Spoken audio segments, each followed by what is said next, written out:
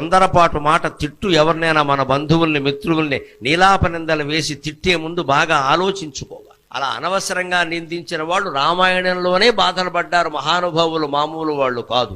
అగ్ని ప్రవేశం అప్పుడు సీతాదేవిని అనేక రకాల మాటలు అన్నాడు రామాయణంలో రాముడు. ఇప్పటికీ దాన్ని విమర్శిస్తారు చాలామంది హేతువాదులు. వాళ్ళు పూర్తిగా చదవక విషయం తెలియక అన్నాడు, అనేక రకాల మాటలు అన్నాడు. భర్తగా నిన్ను కాపాడాను నేను, నీ ఇష్టం వచ్చిన చోటుకి వెళ్ళొచ్చు అన్నాడు. అంతకంటే అవమానం ఉందా? ఆ మాట ఎందుకు రాముడి నోట వచ్చిందో తెలుసా? సీతాదేవి ఇంచుమించు అంత మాటనే లక్ష్మణుడిని అందమ్మ. గమనించండి, రామాయణం చదవకుండా మాట్లాడకండి.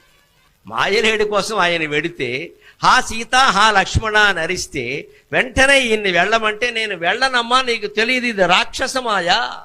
వాడు అనేక రకాల మాయలు చేసేవాడు మిమిక్రీ చేయలేడా? మిమిక్రీ చేసేవాళ్ళు బోళ్ళు మంది ఉన్నారు ఇక్కడ.